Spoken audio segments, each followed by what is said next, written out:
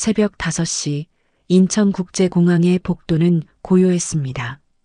매일 같은 시간, 같은 장소에서 청소도구를 꺼내던 그녀는 이날도 변함없이 자신의 사물함을 열었습니다. 오래된 청소 유니폼을 입고 카트를 준비하는 그녀의 손길은 노련했습니다. 할머니, 무릎은 좀 어떠세요? 김순자 할머니 옆에 젊은 청소부 민지가 다가왔습니다. 민지는 입사한 지 6개월 된 신입이었지만 김순자 할머니에게 늘 따뜻한 관심을 보였습니다. 괜찮아. 파스 붙이니까 많이 나아졌어. 민지야, 오늘도 힘내자. 김순자 할머니가 허리를 굽혀 바닥걸레를 꺼내는 순간 관리팀장 박정식의 날카로운 목소리가 들렸습니다. 여러분, 당장 모두 이리 모이세요. 청소부들이 한자리에 모였습니다. 박정식 팀장은 어제보다 더 굳은 표정으로 서 있었습니다. 오늘은 아주 특별한 날입니다. 글로벌 제약회사 CEO가 VIP로 방문합니다. 다들 아시죠? 콜린스 파마의 마이클 콜린스 회장이요. 어느 때보다 청결 상태를 신경 써주세요. 특히 그는 갑자기 목소리를 높이며 김순자 할머니 앞으로 성큼 다가갔습니다. 지난번에 당신 담당 구역은 엉망이었어요. 창문의 지문 자국은 기본이고 구석구석 먼지 투성이었다고 보고 받았습니다. 나이 들어서 일하기 힘들면 그만두세요. 젊은 사람들도 많이 구직 중인데. 김순자 할머니는 고개를 숙인 채 말없이 서 있었습니다. 그녀가 담당했던 창문은 이미 3번이나 닦았지만 바깥면의 얼룩이 안쪽에서 보였던 것이었습니다. 팀장님, 그건 김순자 할머니 잘못이 아니었어요. 민지가 조심스럽게 말을 꺼냈지만 박정식 팀장은 그녀의 말을 자르며 손가락을 들이댔습니다. 여기서 일한 지 몇 개월 됐다고 감히 끼어들어요? 당신 같은 계약직이 운영에 대해 뭘 안다고? 당신도 자기 구역이나 제대로 관리하세요. 민지의 얼굴이 창백해졌습니다.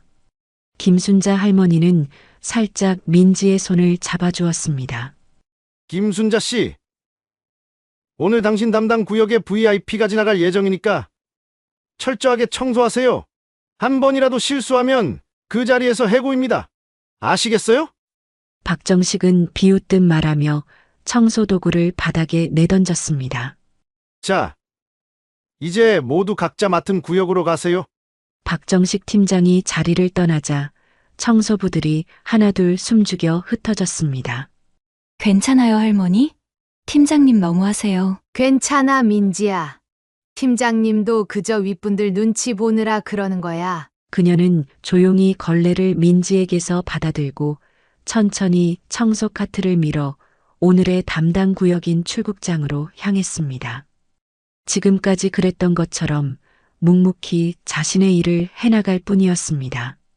오전 11시 인천국제공항 VIP 통로는 어느 때보다 분주했습니다. 특별의전팀이 분주히 움직이며 마지막 점검을 마쳤고 보안 요원들은 긴장된 표정으로 서 있었습니다.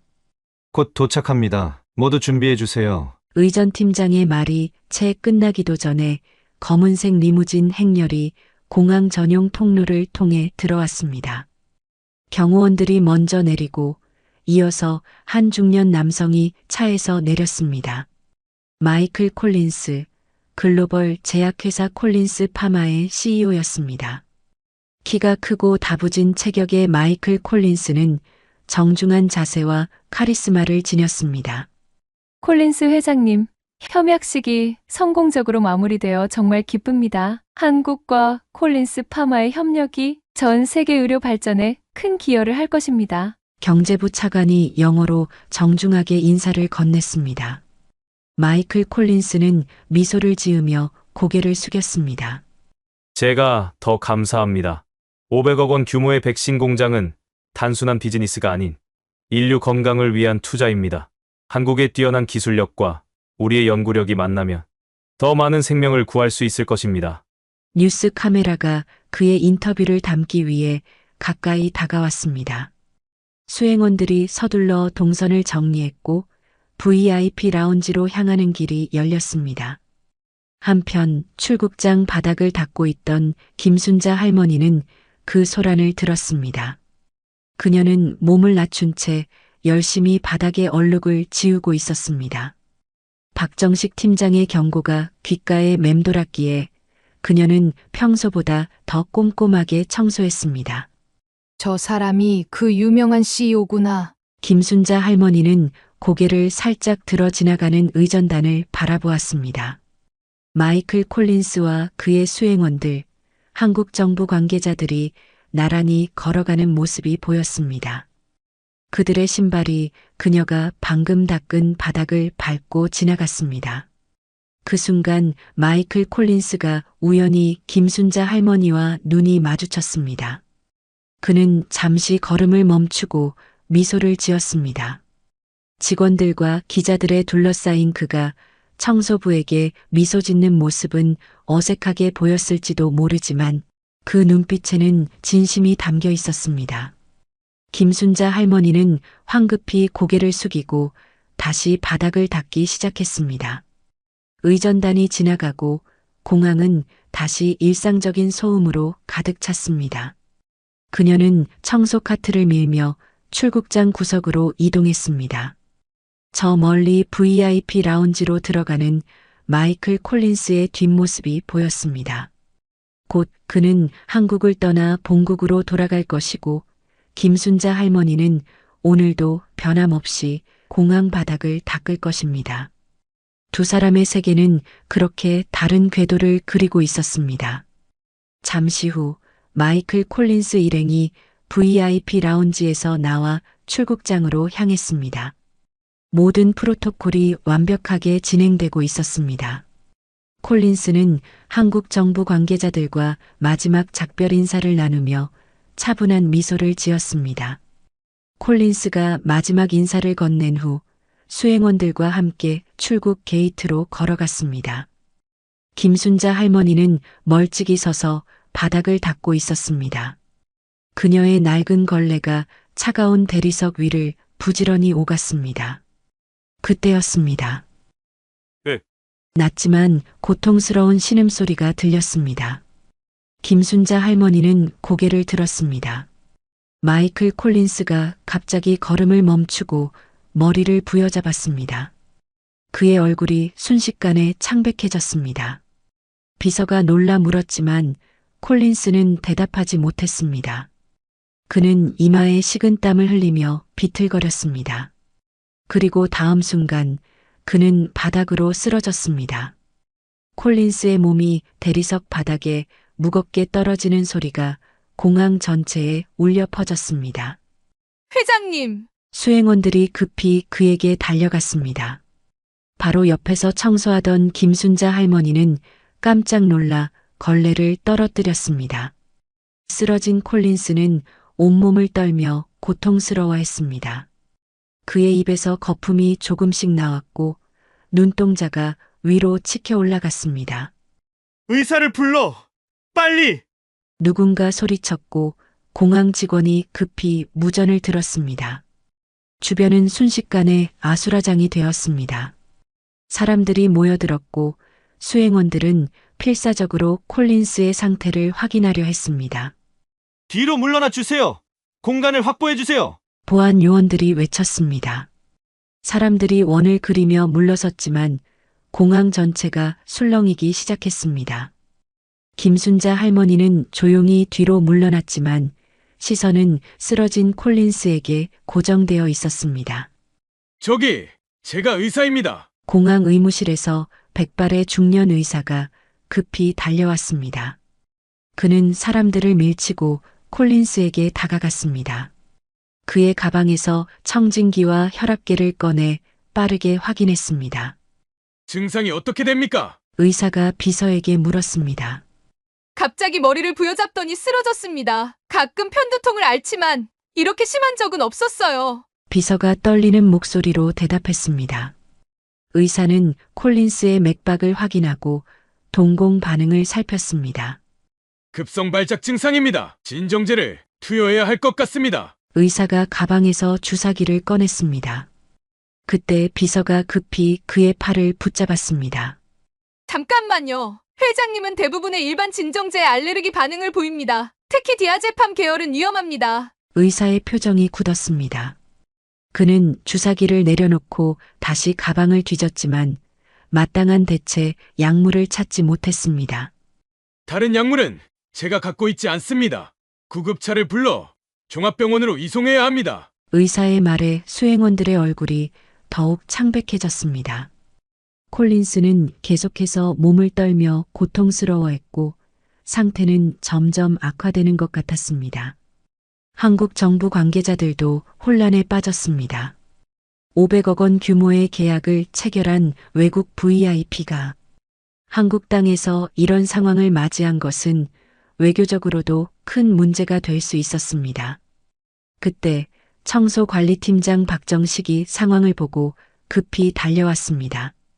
김순자 할머니는 팀장이 온 걸 봤음에도 청소를 하지 못했고 여전히 시선을 고통에 몸부림치는 콜린스에게 고정하고 있었습니다. 그녀는 콜린스의 증상을 하나하나 관찰했습니다. 이마에 식은 땀, 창백한 얼굴, 떨리는 손가락, 그리고 간헐적으로 나오는 신음소리. 구급차는 최소 15분 이상 걸립니다. 의사는 답답한 표정으로 머리를 쥐어뜯었습니다. 일단 기도를 확보하고 산소 공급이 필요합니다. 공항 내 산소 장비를 가져와야 합니다. 의사가 공항 직원에게 요청했지만 장비를 가져오는데도 시간이 필요했습니다. 콜린스의 얼굴은 점점 더 창백해졌고 그의 몸이 경련하는 정도가 심해졌습니다. 김순자 할머니는 조용히 청소 카트 옆에 섰습니다. 그녀의 얼굴에는 깊은 고민의 흔적이 있었습니다. 그동안 자신의 정체를 숨기며 살아온 그녀였지만 눈앞에서 사람이 고통받는 모습을 그냥 지켜볼 수만은 없었습니다. 그녀는 주변의 혼란 속에서 조용히 자리를 떴습니다. 누구도 그녀가 사라진 것을 눈치채지 못했습니다. 모두의 시선은 바닥에 쓰러진 마이클 콜린스에게 고정되어 있었기 때문입니다. 김순자 할머니는 빠른 걸음으로 청소부 탈의실로 향했습니다. 그녀의 걸음은 오랫동안 무릎 통증을 달고 살았던 노인의 것이 아니었습니다. 탈의실에 도착한 김순자 할머니는 자신의 사물함을 열었습니다. 낡은 유니폼들과 작은 화장품 파우치 사이에 손을 넣어 가장 안쪽을 더듬었습니다. 오래된 나무 상자, 그 안에는 정교하게 정리된 침통이 들어 있었습니다. 김순자 할머니의 손이 잠시 떨렸습니다. 이 침통을 꺼내는 순간 그녀가 그동안 숨겨온 모든 것이 드러날 수도 있었습니다. 하지만 지금은 그런 걱정을 할 시간이 없었습니다. 누군가의 생명이 위험했고 그녀는 도울 수 있었습니다. 침통을 품에 안고 김순자 할머니는 다시 출국장으로 달려갔습니다. 그곳의 상황은 더욱 악화되어 있었습니다. 콜린스의 피부는 창백해졌고 입술은 파랗게 변했습니다.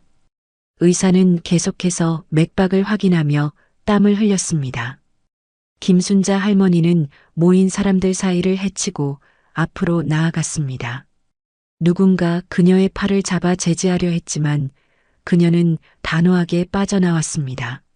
비키세요. 제가 도울 수 있을지도 모릅니다. 그녀의 목소리는 조용했지만 권위가 실려 있었습니다. 사람들은 잠시 놀라 뒤로 물러섰습니다. 그 짧은 틈을 타 김순자 할머니는 콜린스 곁으로 다가갔습니다. 바로 그때 박정식 팀장이 그녀를 발견했습니다. 김순자 씨, 뭐 하는 짓입니까? 당장 물러나세요. 그는 급히 달려와 김순자 할머니의 팔을 강하게 잡아당겼습니다. 그녀의 손에서 침통이 바닥에 떨어질 뻔했지만 김순자 할머니는 놀라운 반사신경으로 그것을 붙잡았습니다. 이봐요. 당장 나오라고요. 박정식의 얼굴은 분노로 붉게 물들었습니다. 그는 김순자 할머니를 끌어내리려고 했지만 그 순간 공항 의사가 그를 제지했습니다. 잠깐만요. 의사는 김순자 할머니를 의심스러운 눈길로 바라보았습니다. 그는 그녀의 손에 들린 침통을 보았습니다.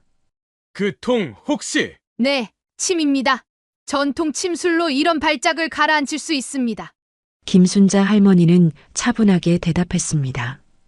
의사의 눈이 커졌습니다. 그는 콜린스의 상태를 다시 한번 확인하고는 깊은 고민에 빠졌습니다. 무면허 의료행위는 불법입니다. 당장 저지해야 해요. 박정식이 소리쳤습니다. 그의 목소리에는 두려움이 묻어 있었습니다. 만약 김순자 할머니가 침을 놨다가 무언가 잘못된다면 그 책임이 자신에게 돌아올 것이기 때문입니다. 그때 콜린스의 비서가 앞으로 나서 의사에게 말했습니다. 회장님의 상태가 위급합니다. 제발 어떻게든 해주세요. 그녀는 의사를 향해 간절한 눈빛을 보냈습니다. 의사는 잠시 생각하더니 고개를 끄덕였습니다. 약물 알레르기가 있는 상황에서 해결할 수 있는 방법은 침을 놓는 것밖에 없습니다. 할머니, 침을 놔주세요. 제가 책임지겠습니다. 김순자 할머니는 고개를 끄덕였습니다. 그러나 그녀는 의사의 말보다 자신의 판단을 더 신뢰했습니다. 그녀는 이미 마음속으로 어떤 혈자리에 침을 놓을지 계획하고 있었습니다. 그때 놀랍게도 고통 속에 있던 콜린스가 희미하게 눈을 떴습니다. 그는 주변의 혼란을 인식했고 김순자 할머니가 침통을 들고 있는 모습을 보았습니다. 그의 시선이 김순자 할머니와 마주쳤습니다. 두 사람의 눈에는 이상한 연결고리가 있었습니다. 그는 김순자 할머니를 신뢰하고 있었습니다. 의사는 김순자 할머니에게 고개를 끄덕였습니다. 어서 진행하세요. 김순자 할머니는 침통을 열고 조심스럽게 가느다란 침을 꺼냈습니다. 그녀의 손은 더 이상 떨리지 않았습니다. 그동안 쉬었던 그녀의 기술이 다시 깨어났습니다. 그녀는 콜린스의 맥박을 짚어보고 동공을 확인했습니다. 그리고 정확한 진단을 내렸습니다. 기열이 역류하고 있습니다. 머리 쪽으로 열이 몰리는 증상이에요. 아무도 그녀의 말을 제대로 이해하지 못했지만 그 진지한 표정과 전문적인 손놀림은 그녀가 단순한 청소부가 아님을 보여주었습니다. 김순자 할머니는 첫 번째 침을 꺼냈습니다. 그것은 가늘고 섬세한 스테인리스 침이었으며 햇빛에 반짝였습니다. 그녀는 콜린스의 손목 안쪽을 엄지손가락으로 부드럽게 눌러 정확한 위치를 찾았습니다. 뇌관열이라 부르는 지점이었습니다. 그녀의 눈은 완전히 집중되어 있었고 숨소리조차 들리지 않았습니다. 침은 마치 물속으로 들어가듯 부드럽게 콜린스의 피부를 뚫고 들어갔습니다. 그것은 거의 통증을 느끼지 못할 정도로 정교한 동작이었습니다. 콜린스의 손이 잠시 움찔했지만 곧 편안해졌습니다. 두 번째 침은 발의 엄지와 검지 사이의 지점에 놓였습니다. 김순자 할머니는 콜린스의 발을 부드럽게 받쳐들고 정확히 같은 깊이로 침을 놓았습니다. 그녀의 손길은 마치 오랜 시간 함께한 피아니스트가 건반을 누르듯 확신에 차 있었습니다. 세 번째 침은 두정부, 머리 정수리 부근의 중요한 혈자리에 놓였습니다. 이 침을 놓을 때 김순자 할머니는 콜린스의 머리를 부드럽게 받쳐들었습니다. 그녀의 동작은 세심하고 정확했으며 마치 수십 년간 매일 이 일을 해온 것처럼 자연스러웠습니다. 네 번째 침은 콜린스의 팔꿈치 안쪽, 다섯 번째는 발목 부근의 혈자리에 놓였습니다. 각 침은 정확히 계산된 깊이로 들어갔고 김순자 할머니는 각 침을 놓은 후 미세하게 돌려주었습니다. 그 동작은 마치 열쇠로 문을 여는 것처럼 정확했습니다. 사람들은 숨을 죽이고 그 과정을 지켜보았습니다. 누구도 말을 하지 않았고 오직 김순자 할머니의 숨소리와 콜린스의 신음소리만이 공간을 채웠습니다. 박정식 팀장은 어쩔 줄 몰라 그 자리에 서 있었습니다. 그의 얼굴에는 불안과 경외심이 교차했습니다. 지금까지 무시해왔던 청소부 김순자가 갑자기 이렇게 대단한 기술을 보여주는 것에 그는 당황했습니다. 마지막 침을 놓은 후 김순자 할머니는 콜린스의 손을 부드럽게 잡았습니다. 그녀는 이제 침들이 제 역할을 할 수 있도록 기다렸습니다. 그녀의 손에서는 따뜻함이 느껴졌고 그 온기가 콜린스에게 전해지는 듯 했습니다. 조금만 참으세요. 곧 나아질 겁니다. 그녀는 부드러운 목소리로 말했지만 콜린스는 마치 그 말을 이해한 것처럼 미세하게 고개를 끄덕였습니다. 그의 호흡이 점차 안정되기 시작했고 얼굴의 창백함도 조금씩 사라졌습니다. 주변 사람들은 믿을 수 없다는 표정으로 상황을 지켜보았습니다. 그들의 눈앞에서 기적이 일어나고 있었습니다. 공항 의사조차 놀란 눈으로 콜린스의 상태 변화를 관찰했습니다. 믿을 수 없군요. 맥박이 안정되고 있습니다. 김순자 할머니는 그저 묵묵히 자신의 일을 계속했습니다. 그녀의 손길은 수십 년의 경험을 담고 있었고 그 손길 아래에서 마이클 콜린스는 점차 안정을 찾아갔습니다. 시간이 흐르면서 불가능한 일이 일어나기 시작했습니다. 마이클 콜린스의 창백했던 얼굴에 점차 혈색이 돌아왔습니다. 경련하던 몸의 떨림이 서서히 잦아들었고 이마에 맺혔던 식은땀도 멈췄습니다. 처음에는 아무도 그 변화를 믿지 못했습니다. 공항 의사는 콜린스의 맥박을 다시 확인했습니다. 그의 얼굴에 놀라움이 번졌습니다. 맥박이 정상으로 돌아오고 있습니다. 호흡도 안정되는 것 같아요. 그는 청진기로 콜린스의 심장 소리를 들었습니다. 규칙적인 심장 박동이 들렸습니다. 불과 10분 전만 해도 위급한 상태였던 환자가 눈앞에서 회복되고 있었습니다. 콜린스의 비서는 믿을 수 없다는 듯 입을 가리며 눈물을 글썽였습니다. 수행원들도 서로를 바라보며 안도의 표정을 지었습니다. 주변에 모였던 공항 직원들과 승객들은 작은 탄성을 내뱉었습니다. 마치 시간이 멈춘 것처럼 모두가 그 기적 같은 순간을 지켜보고 있었습니다. 김순자 할머니는 콜린스의 맥박을 다시 확인했습니다. 그녀의 얼굴에는 안도감이 스쳤습니다. 그녀는 천천히 침을 한 개씩 뽑기 시작했습니다. 각 침을 뽑을 때마다 그녀는 작은 솜으로 혈자리를 부드럽게 눌러주었습니다. 마지막 침을 뽑은 후 콜린스는 천천히 눈을 떴습니다. 그의 시선은 맑아졌고 고통의 흔적은 거의 사라져 있었습니다. 그는 자신의 주변을 둘러보다가 김순자 할머니의 얼굴에 시선을 고정했습니다. 고맙습니다. 그는 약한 목소리로 말했습니다. 김순자 할머니는 그저 고개를 끄덕였습니다. 그녀의 눈에는 말로 표현할 수 없는 복잡한 감정이 어려 있었습니다.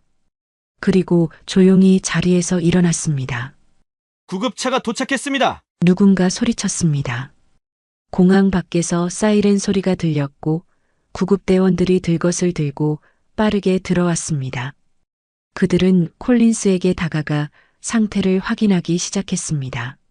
혈압 120에 80 맥박 정상, 의식 명료합니다. 구급대원이 놀란 표정으로 보고했습니다. 의사는 김순자 할머니를 바라보며 경외의 눈빛을 보냈습니다. 어떻게 이런 일이 가능한지 모르겠지만 당신은 방금 이 사람의 생명을 구했습니다. 김순자 할머니는 말없이 고개를 숙였습니다. 그녀는 자신의 침통을 조용히 닫아 주머니에 넣었습니다. 그리고 사람들의 시선을 피해 뒤로 물러났습니다. 그때 박정식 팀장이 자신의 실수를 깨달았다는 듯 급히 김순자 할머니에게 다가왔습니다. 그의 얼굴에는 당혹감과 놀라움이 뒤섞여 있었습니다. 김순자 씨, 당신이 방금 어떻게? 그는 말을 제대로 잇지 못했습니다. 불과 몇 분 전까지 그녀를 저지하려 했던 자신의 행동이 부끄러워진 듯 했습니다. 김순자 할머니는 그를 바라보지도 않았습니다. 그녀는 조용히 자리를 피하기 시작했습니다.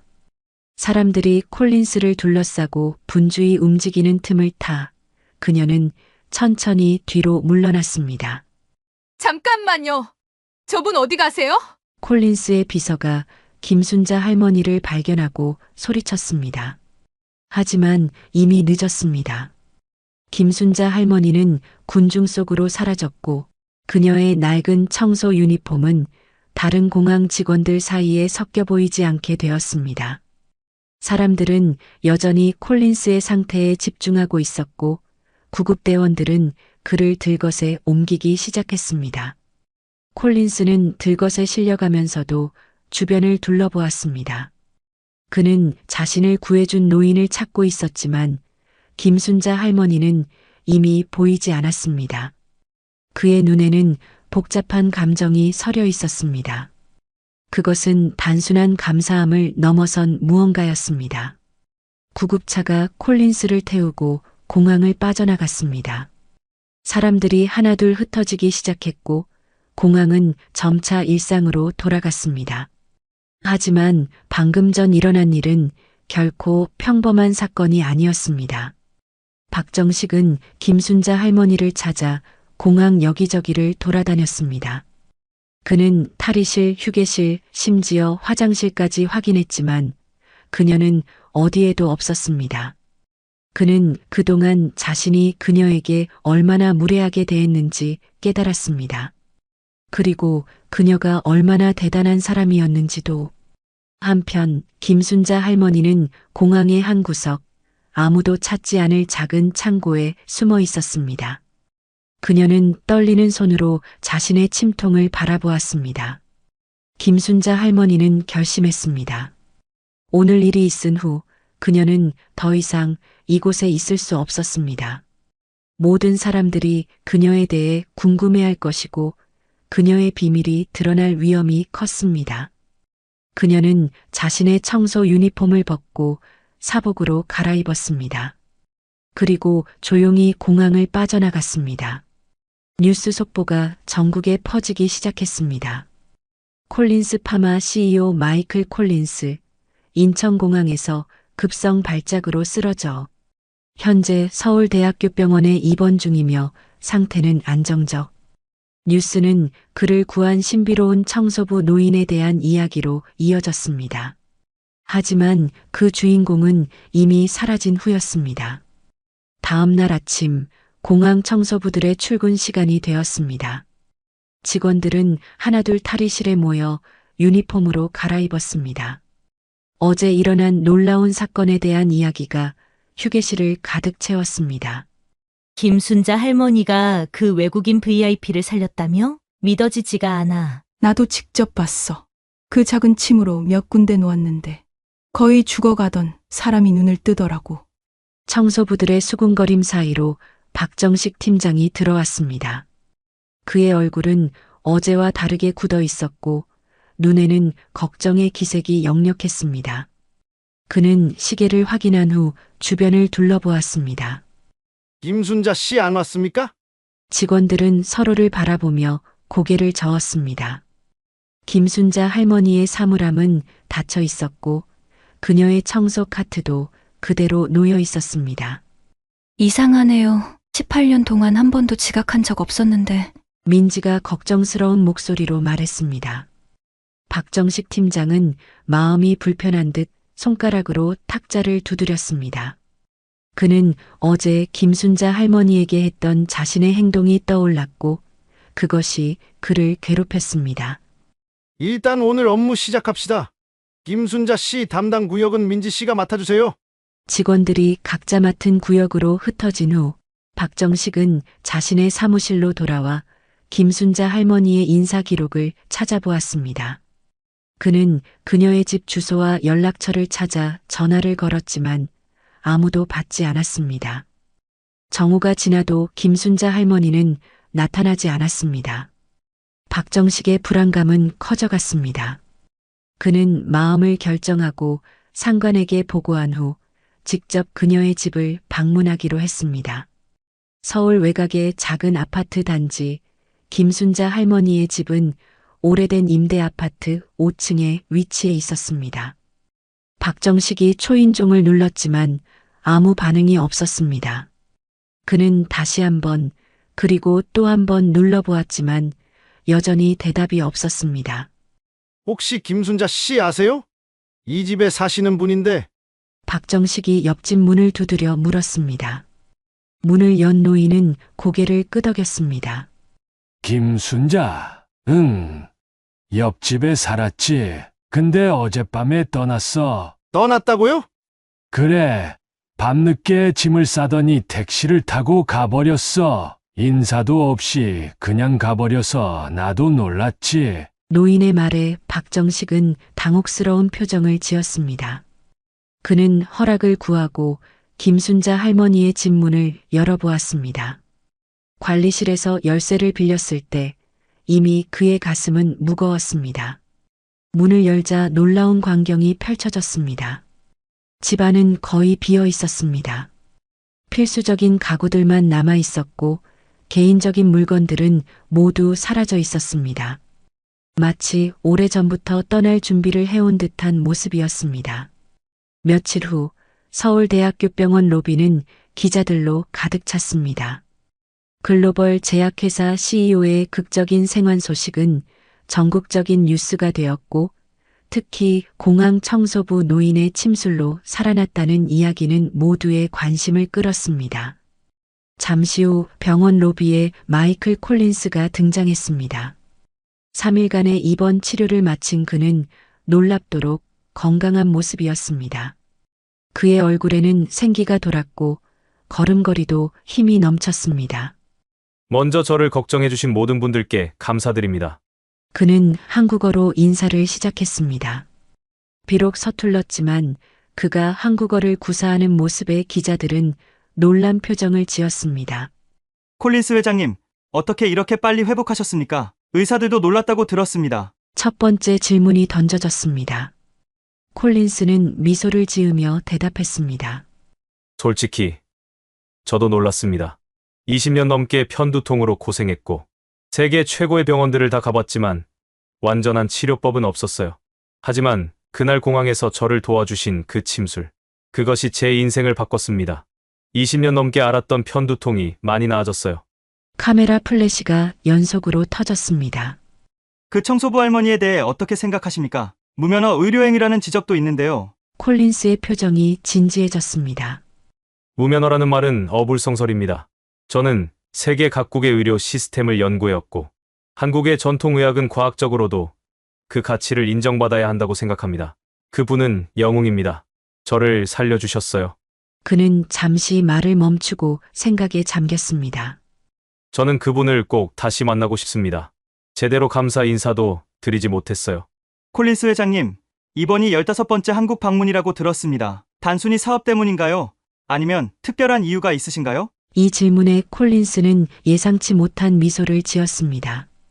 그리고 잠시 망설이다가 결심한 듯 입을 열었습니다.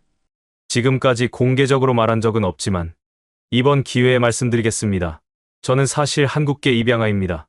기자들 사이에서 작은 탄성이 흘러나왔습니다. 카메라 플래시가 더 빠르게 터지기 시작했습니다. 제 본명은 김민석입니다. 어릴 적 미국으로 입양되었어요. 그래서 지난 20년간 제 뿌리를 찾기 위해 한국을 여러 번 방문했습니다.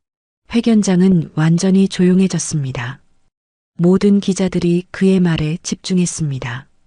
어린 시절의 기억은 거의 없습니다. 차가운 물을 건너던 기억, 그리고 어머니의 희미한 얼굴. 매번 한국에 올 때마다 언젠가는 제 부모님이나 가족을 만날 수 있지 않을까 하는 마음이 있었습니다.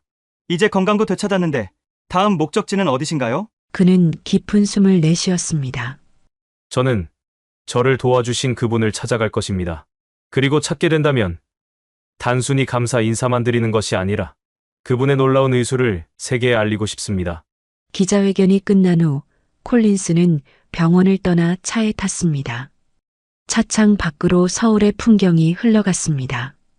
다음 날 인천국제공항의 VIP 출입구에 검은색 리무진이 멈췄습니다. 뒷좌석에서 마이클 콜린스가 내렸습니다. 얼굴에는 건강한 혈색이 돌아와 있었습니다. 회장님, 공항에 직접 오실 필요까지 있을까요? 저희가 알아볼 수 있었는데요. 비서가 걱정스러운 표정으로 말했지만 콜린스는 단호하게 고개를 저었습니다. 내 생명을 구해준 분이야. 직접 찾아뵙고 감사 인사를 드려야지. 공항 관계자들이 그를 맞이했습니다. 운영팀장이 앞으로 나섰습니다. 콜린스 회장님, 방문해 주셔서 감사합니다. 콜린스는 고개를 끄덕였습니다.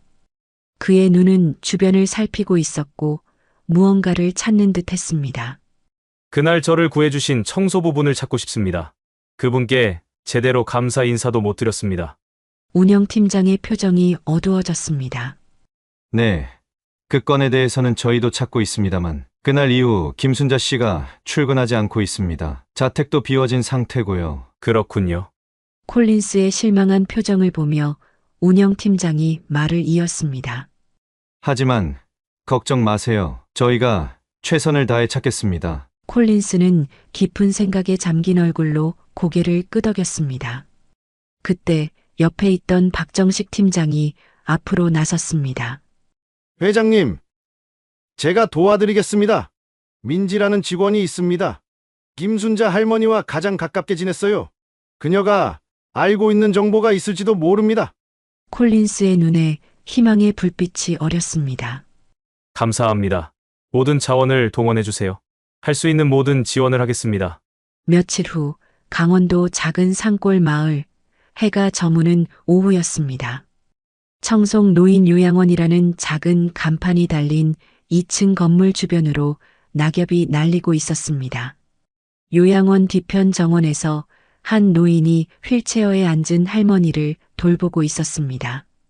그녀는 환자의 어깨에 담요를 따뜻하게 덮어주었습니다. 할머니, 바람이 쌀쌀해졌어요. 이제 들어가시는 게 좋겠어요. 그 목소리는 분명 김순자 할머니의 것이었습니다.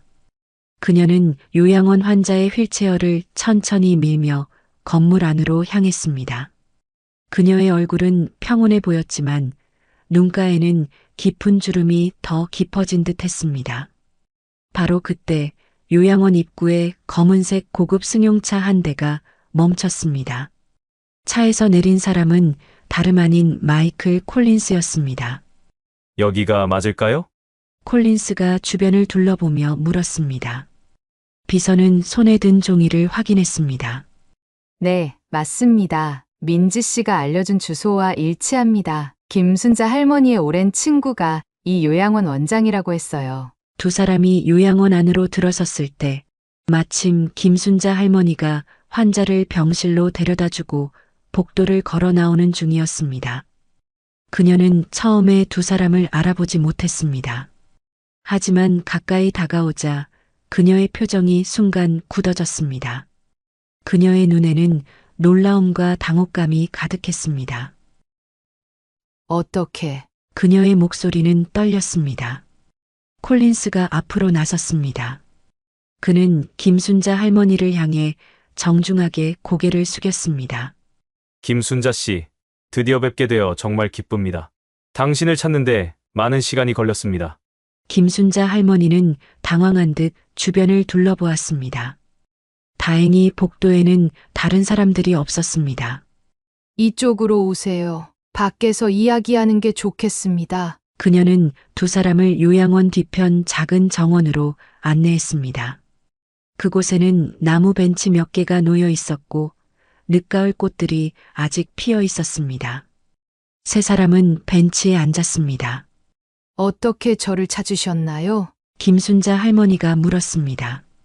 그녀의 목소리에는 불안감이 묻어 있었습니다. 쉽지 않았습니다. 민지 씨의 도움이 컸어요. 김순자 할머니는 깊은 한숨을 내쉬었습니다. 그 아이가 말을 많이 했군요. 콜린스가 부드러운 목소리로 말했습니다. 김순자 씨, 우리는 당신에게 해를 끼치려는 것이 아닙니다. 단지 감사 인사를 드리고 싶었을 뿐입니다. 당신은 제 생명을 구해주셨어요. 김순자 할머니는 고개를 숙였습니다. 그녀의 손이 벤치 위에서 가볍게 떨렸습니다. 그건 누구라도 했을 일입니다. 아닙니다. 누구나 할 수 있는 일이 아니었습니다. 지금까지 제가 경험한 그 어떤 치료보다도 효과적이었습니다. 콜린스의 진심 어린 말에 김순자 할머니는 고개를 들었습니다. 그녀의 눈에는 복잡한 감정이 어려 있었습니다. 그래서 왜 갑자기 사라지신 겁니까? 김순자 할머니는 먼 산을 바라보며 말했습니다. 제가 침술로 회장님을 살리긴 했지만 그건 불법입니다. 무면허 의료행위를 한 셈이죠. 그녀의 목소리에는 깊은 후회가 담겨 있었습니다. 콜린스는 고개를 저었습니다. 당신은 제 생명을 구했습니다.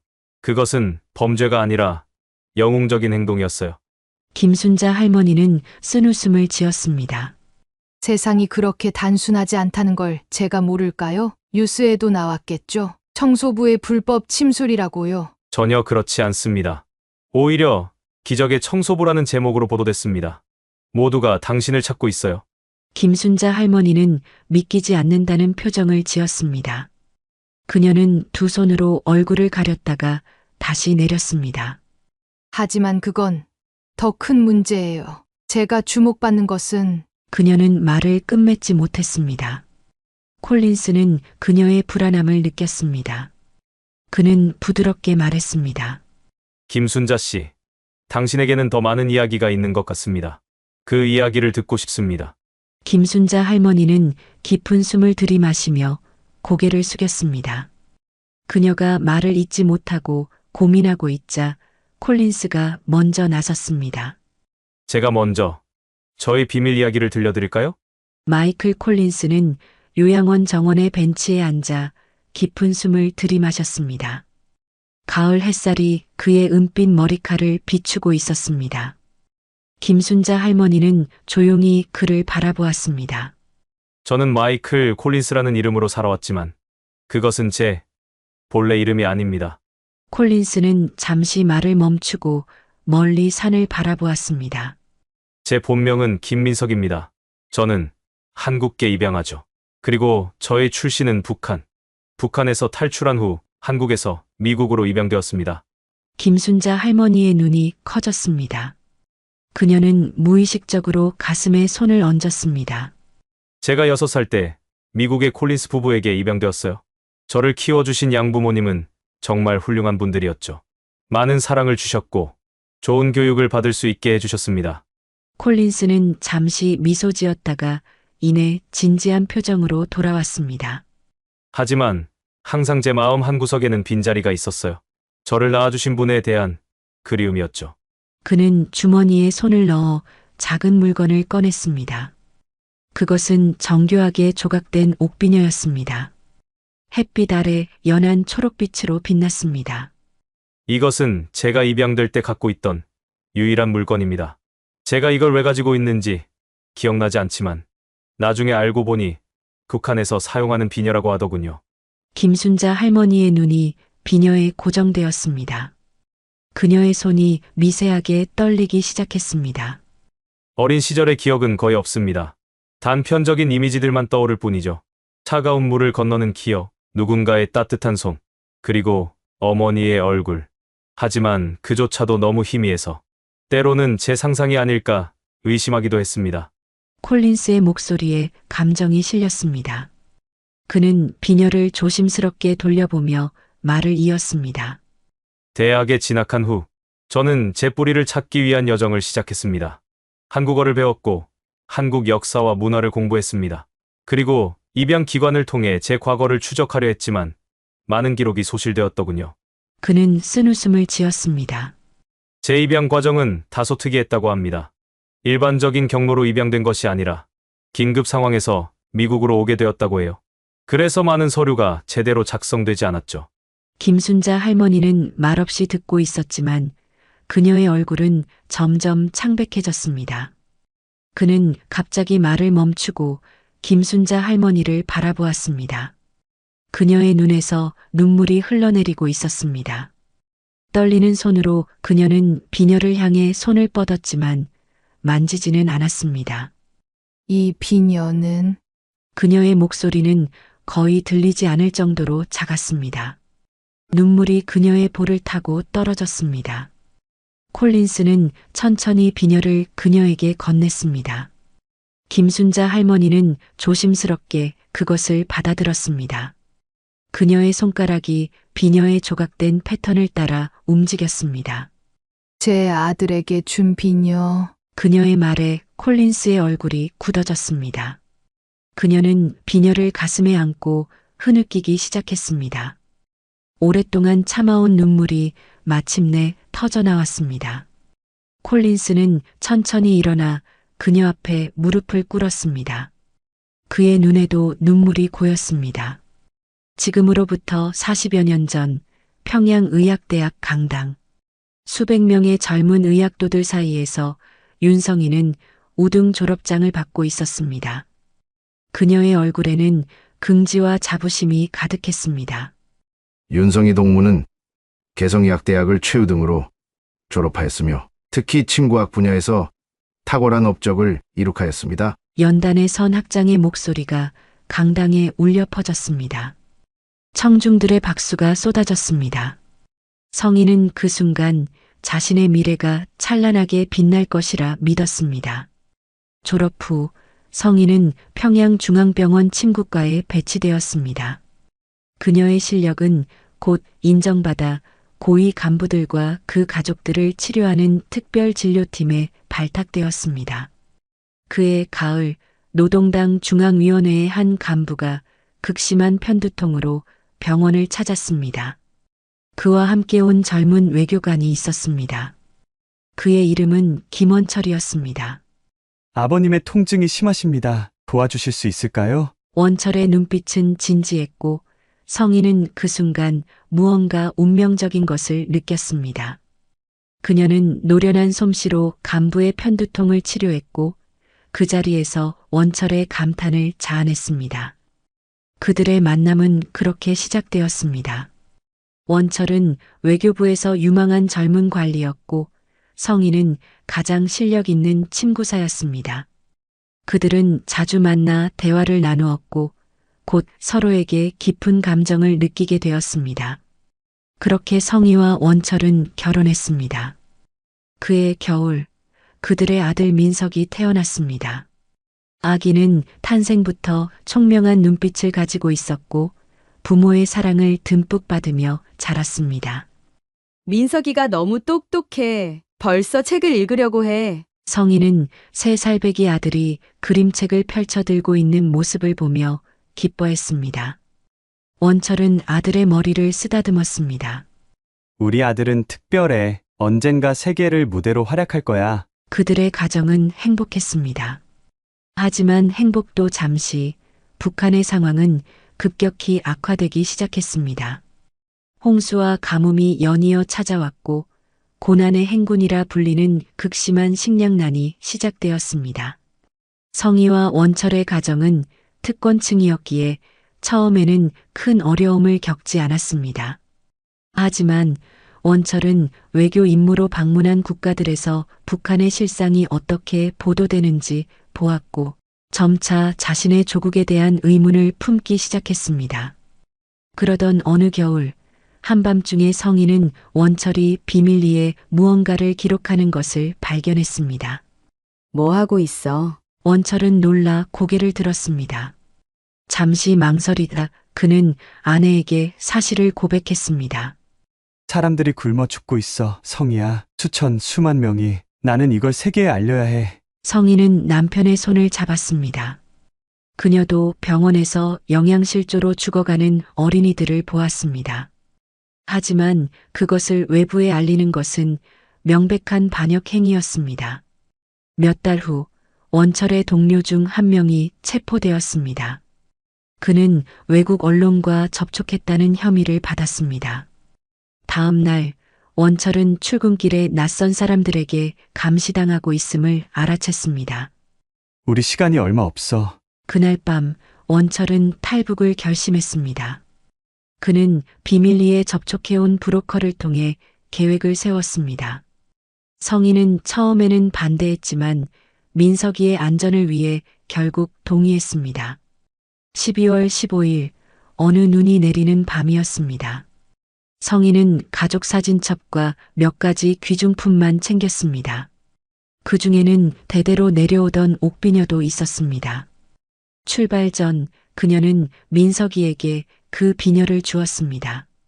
민석아, 이건 우리 가문에 대대로 내려오는 보물이야. 엄마와 아빠가 항상 너와 함께 있을 거라는 증표란다. 무슨 일이 있어도 이 비녀는 꼭 안고 있어, 알겠지? 6살 민석이는 비녀를 받아들고 5단에 소중히 간직했습니다. 그의 눈에는 두려움이 있었지만 동시에 용기도 있었습니다. 그들은 밤을 틈타 함경북도의 국경 마을로 향했습니다. 브로커가 안내한 경로를 따라 조심스럽게 이동했습니다. 하지만 국경 가까이 도달했을 때 갑자기 수색대의 손전등 불빛이 그들을 비추었습니다. 거기 누구야? 원철은 순간적인 결단을 내렸습니다. 그는 성희의 손을 꼭 잡았습니다. 민석이를 데리고 먼저 강을 건너 내가 저쪽으로 가서 그들의 주의를 돌릴게. 안 돼! 함께 가야 해! 성희가 울먹였지만 원철은 단호했습니다.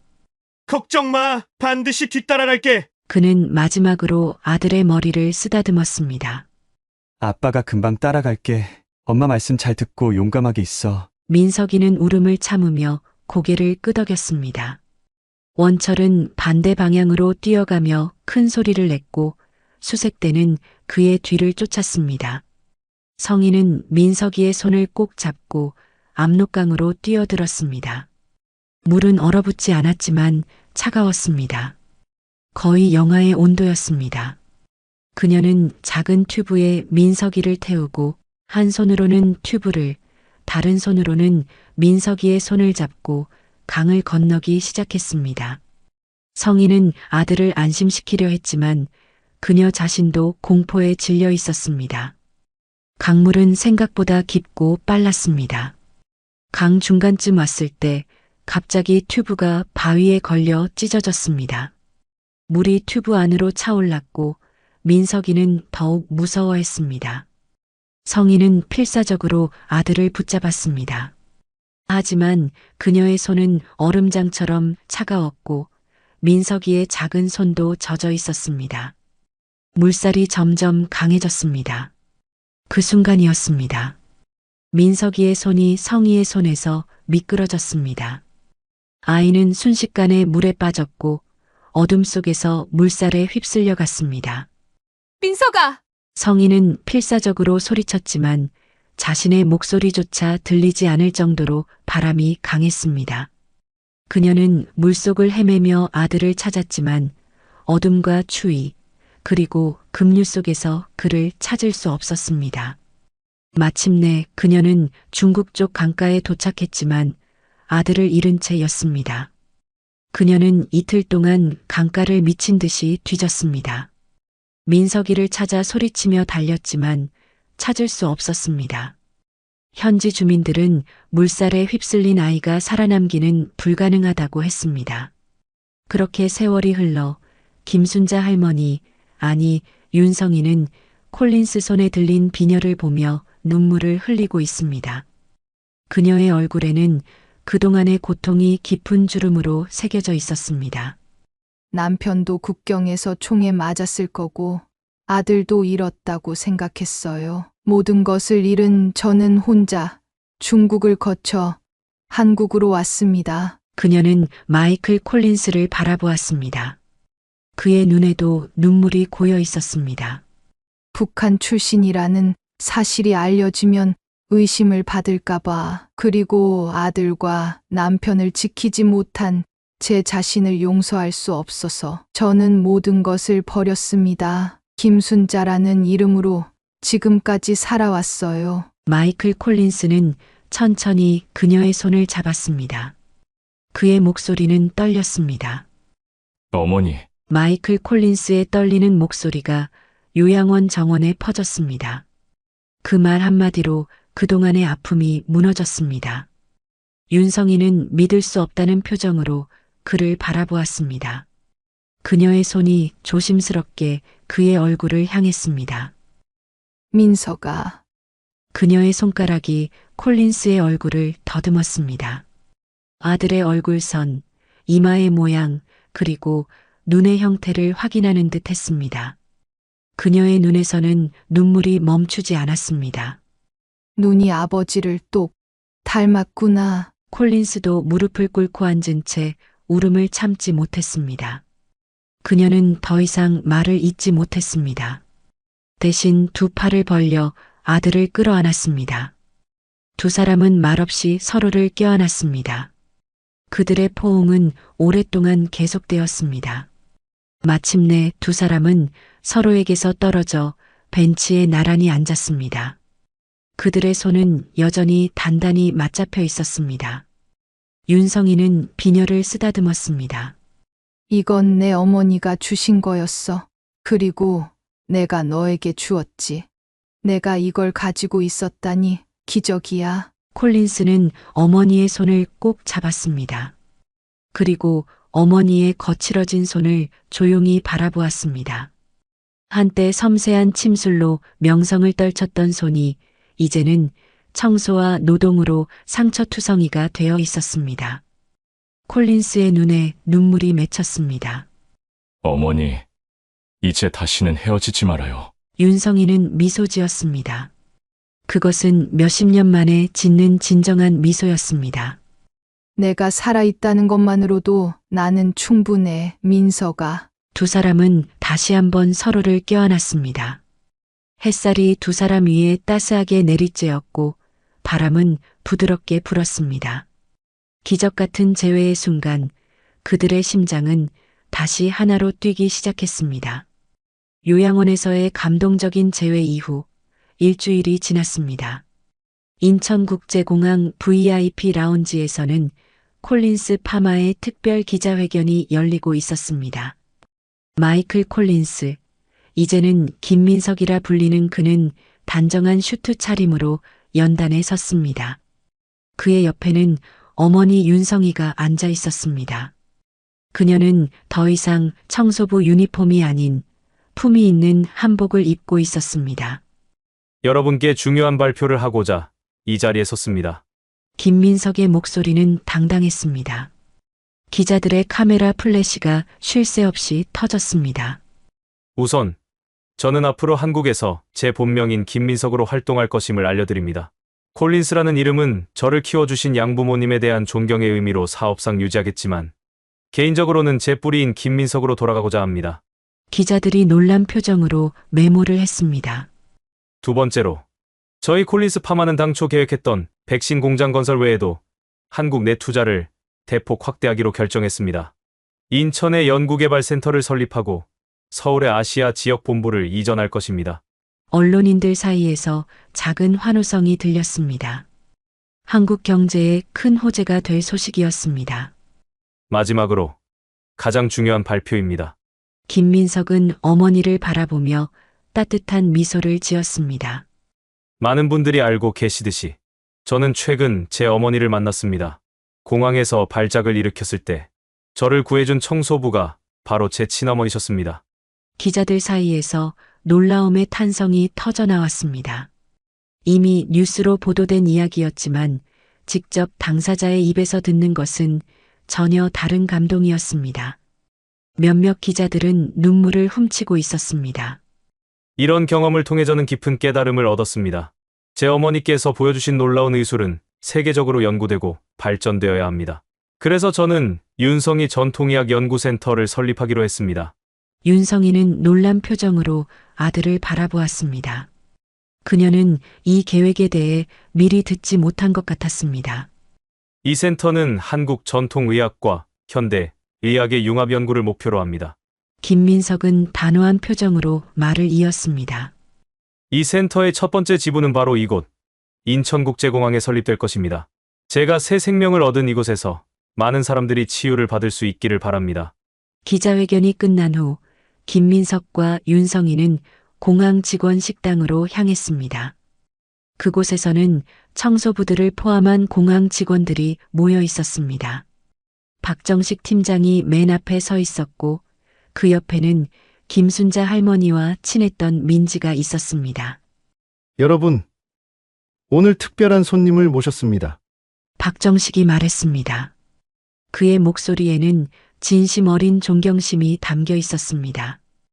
김순자. 아니, 윤성희 선생님과 그의 아들 김민석 씨입니다. 직원들이 박수를 쳤습니다. 윤성이는 쑥스러운 듯 고개를 숙였습니다. 박정식이 말했습니다.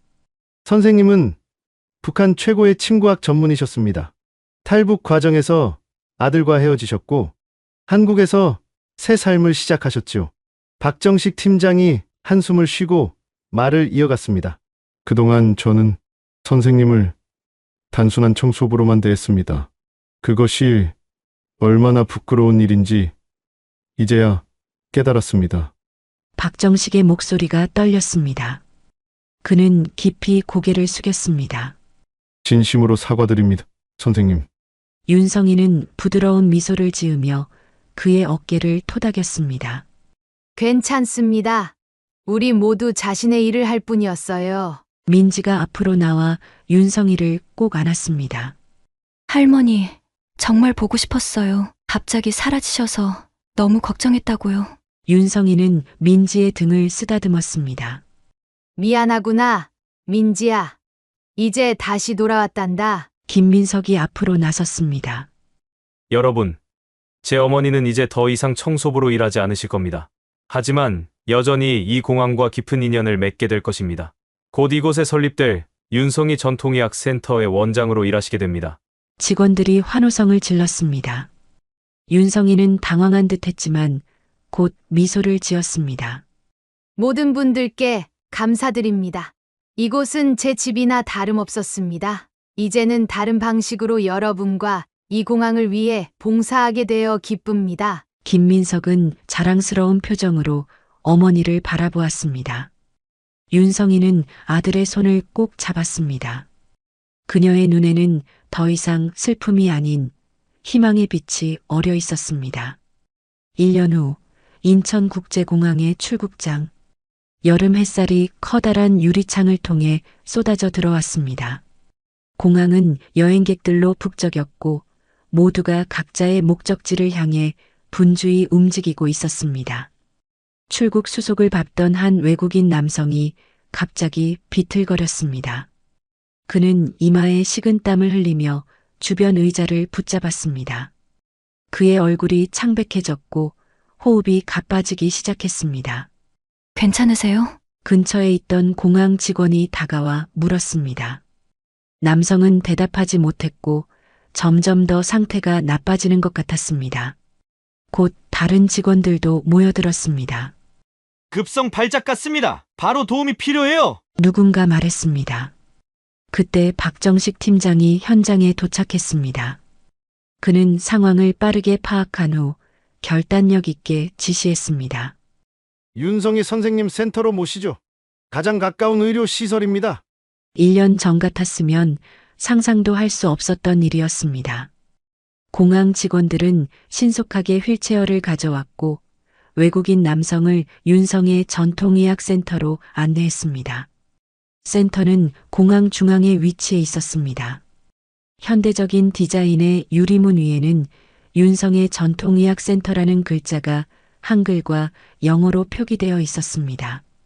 문이 열리자 깔끔하게 정돈된 한국 전통 스타일의 인테리어가 눈에 들어왔습니다.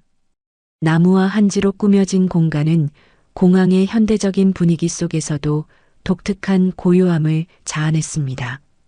중앙에 있는 접수대에서 민지가 환자를 맞이했습니다.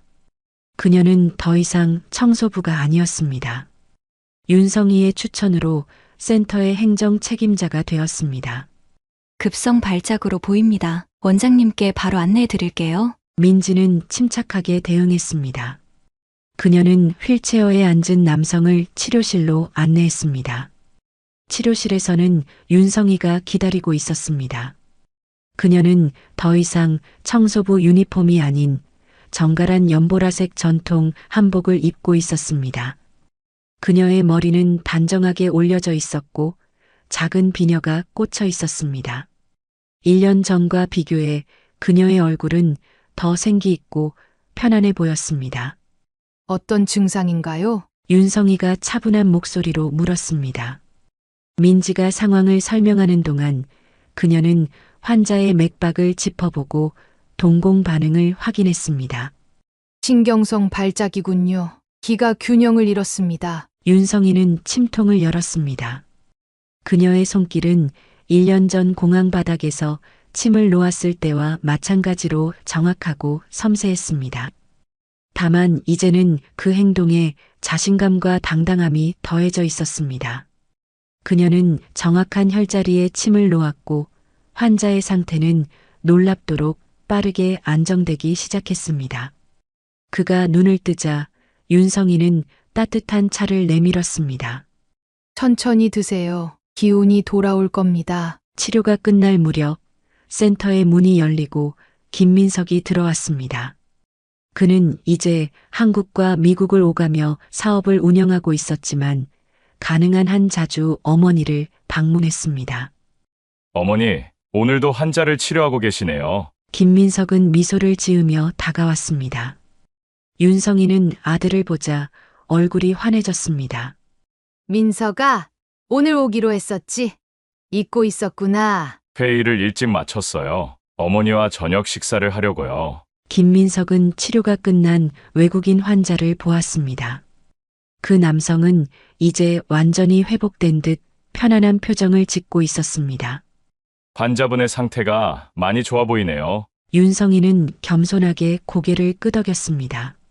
단순한 기의 불균형이었어. 환자가 영어로 감사 인사를 전했고 민지가 통역을 도왔습니다. 그는 깊이 고개를 숙이며 기적 같은 회복에 놀라움을 표했습니다. 환자가 떠난 후 김민석은 어머니의 손을 잡았습니다. 윤성이는 아들의 얼굴을 부드럽게 쓰다듬었습니다. 창밖으로는 비행기 한 대가 하늘로 날아오르고 있었습니다. 이제 가자. 오늘은 특별한 저녁을 준비했단다. 윤성이는 센터에 불을 끄고 아들과 함께 나갔습니다. 그들 뒤로 윤성의 전통의학센터의 문이 부드럽게 닫혔습니다. 내일 아침 그녀는 다시 이곳에서 도움이 필요한 사람들을 치료할 것입니다. 더 이상 청소부가 아닌 자신의 진정한 이름과 정체성을 가진 의사로서 기다림 끝에 찾은 기적 같은 재회, 과거의 아픔을 딛고 새로운 시작을 한 모자. 그들의 이야기는 공항을 오가는 수많은 사람들에게 희망의 메시지가 되었습니다. 때로는 인생의 가장 어두운 순간 속에서도 놀라운 기적이 기다리고 있다는 것을